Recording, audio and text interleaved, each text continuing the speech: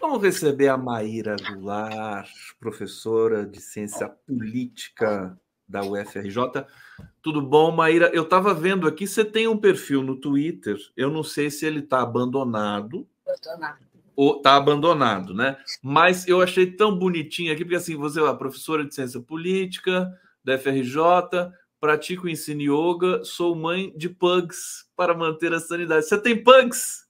Tenho 2 pugs várias vezes falando com você, eles se manifestam aqui, eles querem participar e eu os reprimo.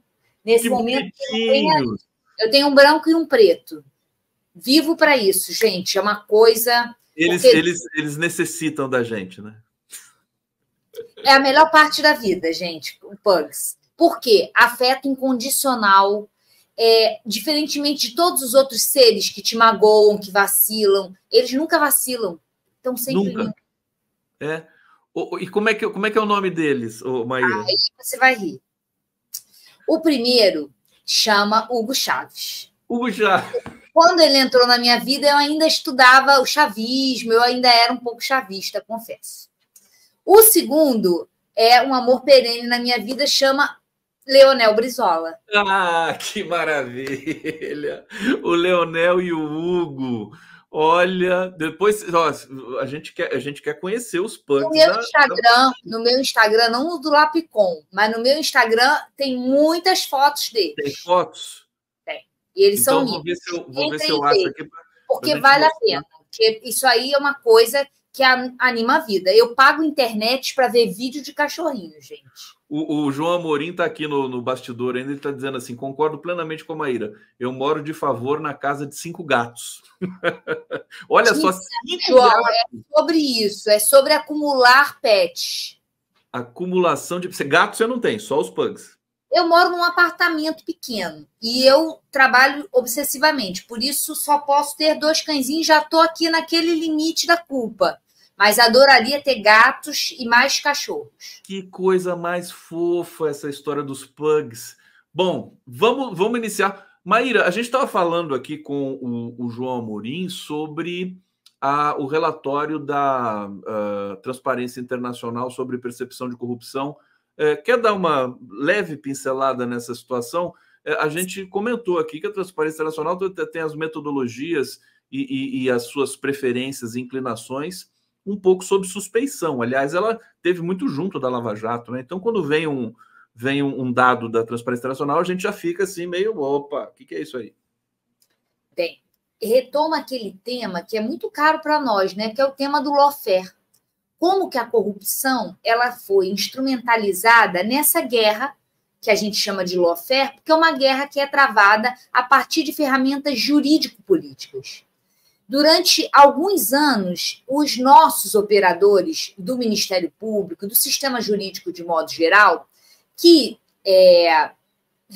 acabam sendo, né, de uma casta, né, de uma classe que tem posicionamentos elitistas, e isso foi agravado por um processo de formação em entidades internacionais, nas quais eles aprenderam a utilizar o lawfare, que é o direito para fins políticos, de modo a, em um paralelo muito interessante com a forma como o Alexandre de Moraes descreveu esse escândalo da ABIN, para combater seus inimigos políticos. Né? Da mesma maneira, né, a instrumentalização dessas grandes instituições de controle, que muitas vezes têm um papel até similar ao dos que tiveram os nossos operadores aqui no Brasil, acabam utilizando esse argumento da corrupção, revestido, muitas vezes, de vestes jurídicas para, vamos colocar em termos bem claros, perseguir seus adversários políticos. Isso deu muito certo. O tema da corrupção, ele acaba por ser mais simples, né? A gente discutir macroeconomia, discutir política de segurança pública, discutir política educacional, é difícil, a gente sabe, a gente faz isso. Mas quando a gente coloca em termos morais, bom e mal, que corrupção é um vocabulário moral. Corrupção tem associação com a ideia de virtude. É virtude, virtuoso, versus corrupto. Quando a gente coloca nesse vocabulário moral, simplificador, né? Facilita o entendimento de uma camada maior da população e, de alguma maneira, permite que a instrumentalização política dessa inimizade atinja de forma contundente não só as elites, mas também as classes populares. Daí essa recorrência do tema da corrupção na nossa história política. Isso não foi uma coisa que foi inventada agora. Quando a gente vê a história, por exemplo, do século XX, o lacerdismo ou o udenismo, que foram correntes políticas também com esse perfil de classe média, que critica o uso do Estado para a realização de políticas distributivas voltadas às classes populares, utilizava esse mesmo instrumento, a corrupção, e um outro que é muito recorrente hoje, quando a gente abriu o jornal, a gente viu isso, que é o argumento da indisciplina fiscal. Eu não sei se você colocou isso na pauta, mas eu achei muito interessante. A gente abre o jornal e está assim, que o governo está gastando muito, que não atingiu o superávit. E quando a gente vai ler dentro das matérias, nas letrinhas bem pequenas, está dizendo ali que o governo adiantou um pagamento de precatórios vultuoso que foi deixado pelo governo Bolsonaro. Mas isso está na letrinha, que só a gente lê. Então, isso está na coletiva. O Haddad deu uma entrevista quebra-queixo, não foi nenhuma coletiva, né? E ele falou, olha, desses 230 bilhões de déficit de 2023, dá quase 1,8% do PIB, né? Ele disse assim, praticamente metade, são de dívidas do governo anterior, que o governo anterior não honrou, né? Os precatórios e o ICMS dos estados, eles podiam rolar até 2027, mas eles acharam injusto fazer isso, né? Com todo mundo que ficou ali como credor do governo Bolsonaro. Fantástico. Quer dizer, a imprensa não fala nada disso, né, Maíra? Isso aí é secundário. A notinha de rodapé. Notinha de rodapé. Sem querer, eles continuam protegendo ainda o Bolsonaro. É impressionante como a recorrência desse argumento da indisciplina fiscal parece que não houve história. Não sei se você tem essa percepção. Gente, eu tenho 38 anos. A gente não sai dessa mesma página desde que eu comecei a acompanhar conjuntura, comecei a acompanhar a notícia, que eu entrei na faculdade, sei lá, no meu ensino médio. O tema é sempre o mesmo, disciplina fiscal. E já está demonstrado que disciplina fiscal não faz sentido, que transferência de renda para a classe popular é consumo imediato. Até quando que a gente vai ter que ficar... Não, e tem empiricamente comprovado isso, né, meu Deus do céu, no Brasil. O FMI reviu as suas expectativas de disciplina fiscal. O FMI já fez meia culpa. O FMI está mais progressista que a imprensa brasileira. Sem sombra de dúvidas. Maíra, deixa eu ir para o bate-papo aqui. Olha, o José Roberto Pedroso está ainda repercutindo aqui a questão da Transparência Internacional. A Transparência Internacional era sócia do Dallagnol e ia participar do butim da Petrobras. Isso aí realmente está comprovado. Aqui tem matérias a rodo sobre essa questão. Caroline Perazzoli, qual Transparência Internacional? Aquela que ia participar dos 2 bilhões do Miro e Deltan Dallagnol? Moro, né? Miro não, coitado do Miro. Evandro Krantz. Isso aqui eu coloquei para falar depois, mas já que eu coloquei, vamos ler agora. Adoro esse tema da live do Bolsonaro, gente. Não, é o seguinte, mas é uma boa, vamos falar dela. Mas é que esse Evandro aqui, ele é bolsominion, quer ver o que ele fala aqui? E a live do Bolsonaro estava melhor que todos vocês da esquerda. Esse mundo que vivemos foi criado quando o povo podia ter armas. Agora é preciso liberar as armas para seletividade natural. Eu falei, meu Deus, isso aqui dá uma tese de doutorado, isso aqui. Olha, ele reforça a principal, eu acho que é uma das principais leituras sobre o bolsonarismo. Muito obrigada, porque ele coloca como, de uma maneira até objetiva, né, Conde? Como que o darwinismo social é um pilar constitutivo do bolsonarismo, mas não só. Do elitismo de modo geral, né? Uma certa perspectiva, porque o bolsonarismo ele é uma filosofia de camadas médias, né? Ela não é uma filosofia daqueles que se sentem marginalizados e derrotados e que olham para o Estado como um lugar em busca de socorro. Não é. O bolsonarismo é uma filosofia, um modo de vida, é uma visão de mundo daqueles que se sentem de alguma maneira superiores e que, portanto, acreditam que a melhor alternativa para obter justiça é o darwinismo, ou seja, que os mais fracos sejam abandonados e, por fim, vamos colocar no termo certo, eliminados, aniquilados. Eles são darwinistas sociais na vida cotidiana e criacionistas, né? na parcela intelectual, né? Porque eles são contra Darwin, né? Eles são contra a teoria da evolução, né? Olha, é tanta coisa, a gente sofre muito, mas a gente se diverte também. Agora vamos falar de pets rapidamente. Mas, vamos voltar com aquela minha militância sempre. É importante levar a sério esse discurso. É claro. Importante levar a sério essas pessoas, porque nós não os levamos a sério que eles proliferam. Vamos desprezar. Continua participando, querido. Continua assistindo, participando, dialogando, porque a gente tem coisas em comum também. Eu e se também. A gente achar que essas pessoas vieram de Marte, não, achando coisas absurdas, essas pessoas são nossos vizinhos, são nossos médicos.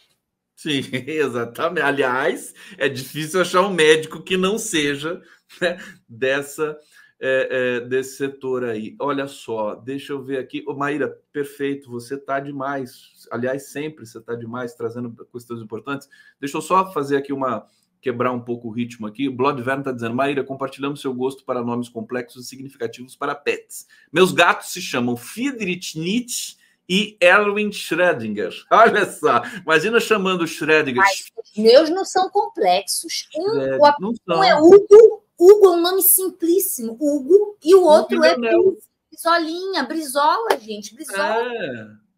Brizolinha. O professor Aloysio Finazzi Porto. Olá, Maíra, viva o Observatório do Conhecimento. O Observatório do Conhecimento é o LAPCON, né? É isso? Não. O LAPCON é minha atividade de pesquisa enquanto professora. O Observatório do Conhecimento é uma entidade dentro do movimento sindical. É a parcela do movimento docente sindical que tem uma preocupação singular com pesquisa, ciência, tecnologia, ou seja, que não adere àquele discurso antiprodutivista que muitas vezes o sindicalismo tradicional tem.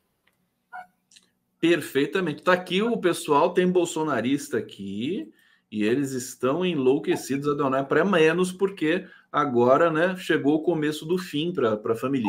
Ângela Maria de Freitas: minha gata, a encantada, dominou todo o sofá da sala também, minha cama. Disse Pacheco: eu tenho um shih tzu que deixa a gente morar na casa dela também. E aqui o pessoal está perguntando: cadê o Arbex? Quando eu tiver um cachorrinho, eu vou botar o nome de Arbex nele. O Arbex, gente, ele falou assim: não gosta mais de vocês, ele não vai vir mais aqui no 11 News, tá? Ele falou isso ontem. Enfim, é o que temos para hoje, tá bom? Desculpa dizer isso. É um cachorrinho morto, como o Milei tem o dele? O Milei tem 5, né?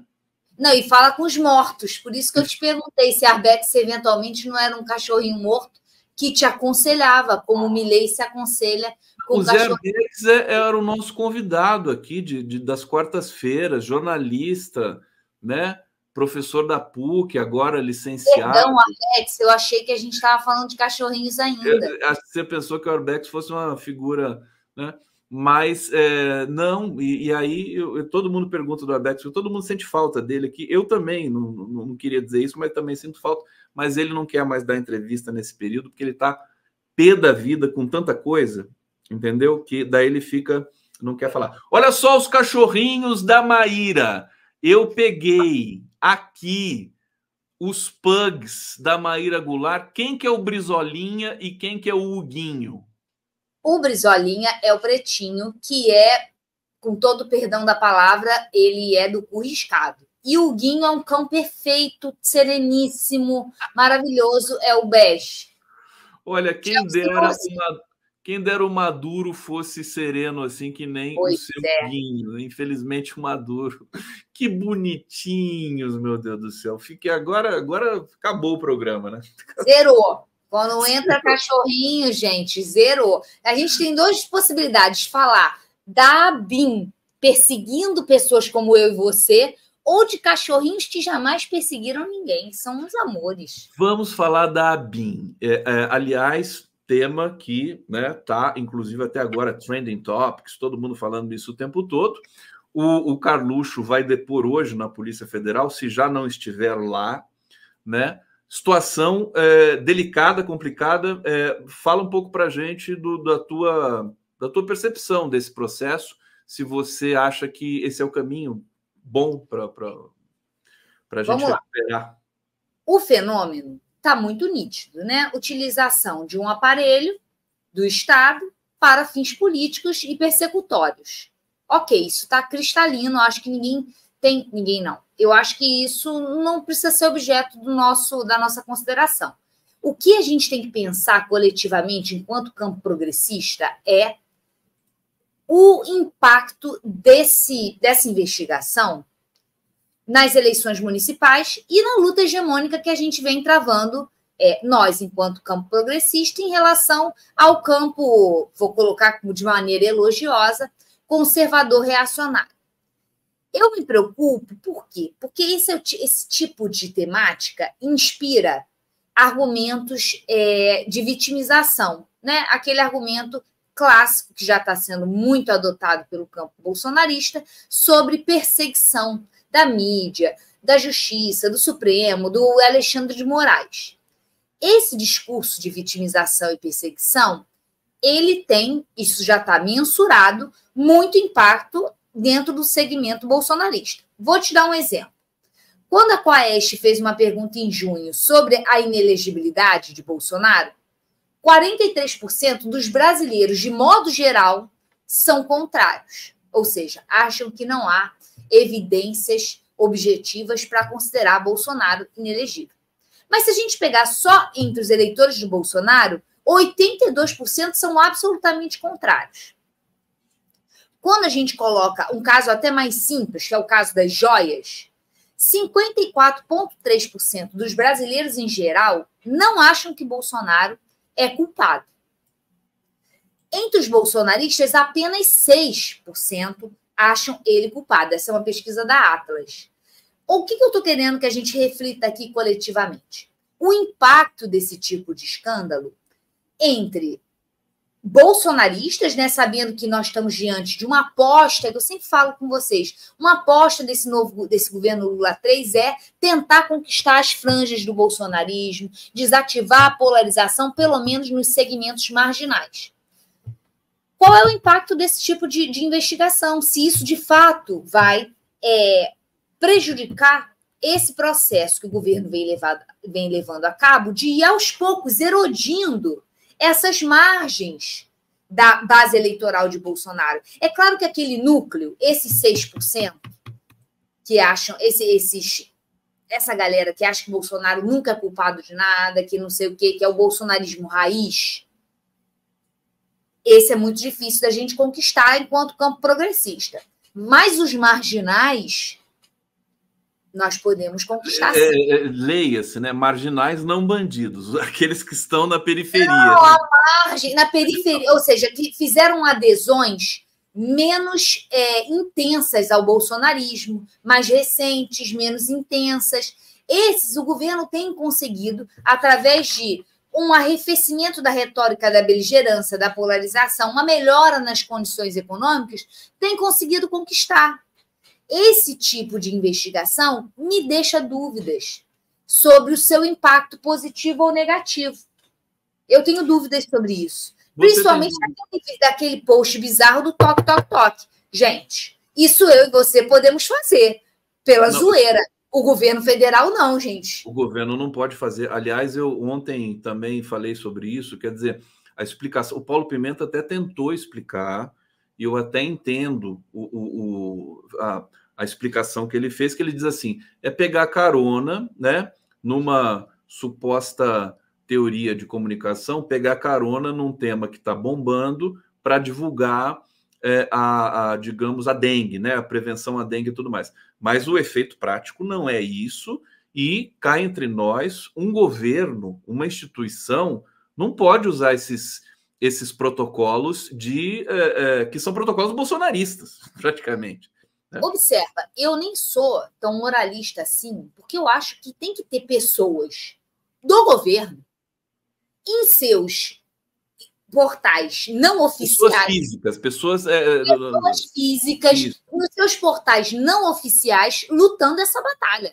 batalha Sim. dos memes, a batalha da comunicação, dessa nova comunicação, que não é uma comunicação bolsonarista, é a nova forma de se comunicar. É esse negócio de rede, negócio de meme, é isso, as pessoas não leem mais. Vamos viver nesse mundo. Não vamos achar que a gente vai conseguir conquistar pessoas e corações com um texto que eu e você escrevemos. Eu não tenho mais essa expectativa. Mas não pode ser o portal oficial. Tem que ter gente fazendo isso? Tem. Mas não o portal oficial da comunicação do governo. Parece tão ingênuo, né? Quer dizer, qual que foi o resultado? Eu não acreditei. Eu achei que fosse coisa de bolsonarista para incriminar o governo. Você entendeu? Não, era o governo mesmo. E daí, assim, o que aconteceu na prática? Eles dividiram, né? Diluíram o peso da batida da PF na casa do Bolsonaro e deu uma razão para o Bolsonaro se dizer vítima de uma perseguição. Enfim, lamentável. Espero que eles revejam esse protocolo. Maíra Goulart, agora pensando, eu acho que o Brasil está num tempo diferente do mundo todo no que diz respeito à ascensão de extrema-direita e derrocada de extrema-direita. Porque, assim, a vitória que nós tivemos em 2022 foi épica. É uma coisa assim gigantesca, diferente, por exemplo, da vitória do Biden nos Estados Unidos, diferente de algumas reversões que transcorreram na Europa. Biden, quero te ouvir sobre isso. Por que diferente da vitória do Biden?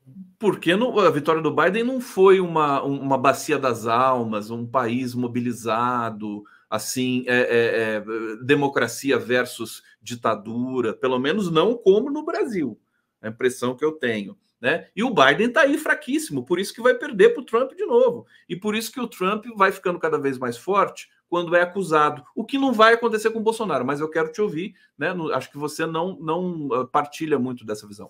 Não, eu queria te ouvir esse paralelo. No caso do Brasil, Maíra, o Lula é uma figura extraordinária, foi preso, voltou com muita força, foi uma vitória difícil, que mobilizou o país inteiro, todos os, né, instituições, empresas e tudo mais, e o resultado, quer dizer, foi impressionante, né? Mexeu emocionalmente com muita gente. Então, eu acho que tem paralelos interessantes. O primeiro deles é a ideia de uma frente ampla que contempla da esquerda até a centro-direita. Esse paralelo é análogo ao esforço que o Brasil fez em atrair o Alckmin para a chapa, né? E apresentar uma frente ampla para combater o extremismo de direita. Acho que temos paralelo aqui. A grande diferença é exatamente o que você falou, por isso que eu achei bem interessante, achei maravilhoso te ouvir. A diferença é a figura épica, que é o Lula. O Lula é uma figura épica. O Biden, ele operou essa frente ampla pelas elites, né? Ele conseguiu, por ser alguém que tem uma trajetória, vamos colocar nos termos simples, né?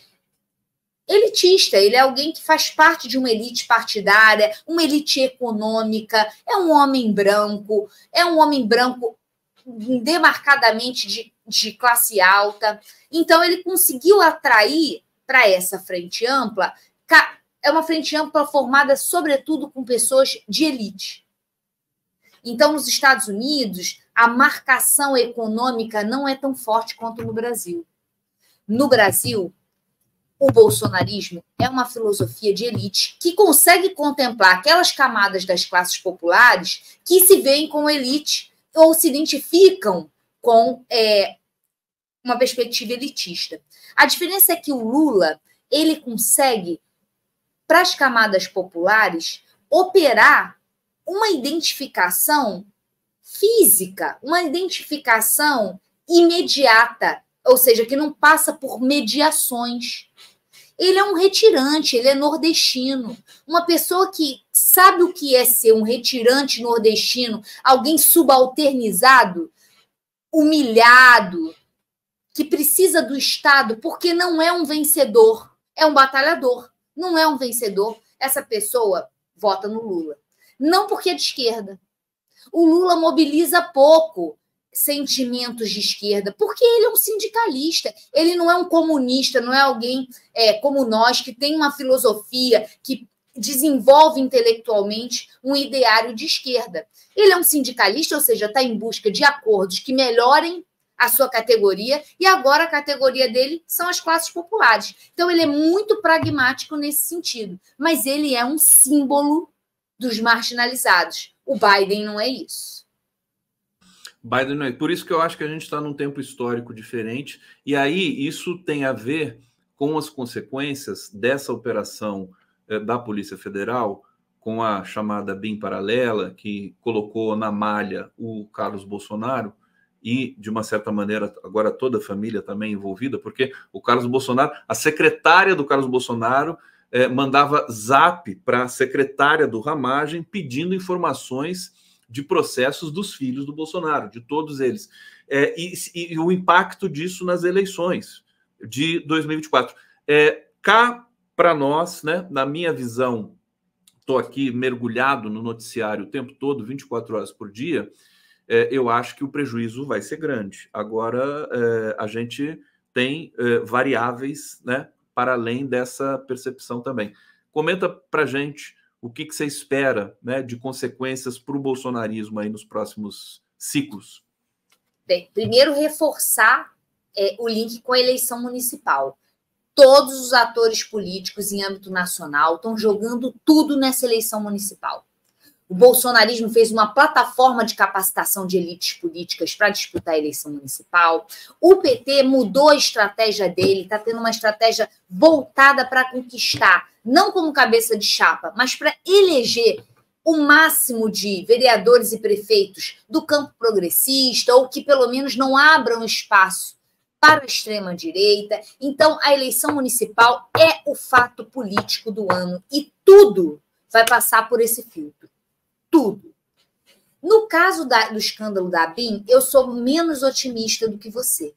Eu acho que para o Rio de Janeiro, que é onde o Ramagem era o principal candidato desse espectro bolsonarista, ele disputa com alguém como o Eduardo Paes. Eduardo Paes tem um perfil de centro-direita, de centro. Então, esse eleitor que é de centro, que é moderado, já vai votar no Eduardo Paes e, obviamente, vai votar no Eduardo Paes o eleitor de esquerda no segundo turno. No primeiro, ele pode até flertar lá com o Tarcísio, mas no segundo, não vai votar em Ramagem.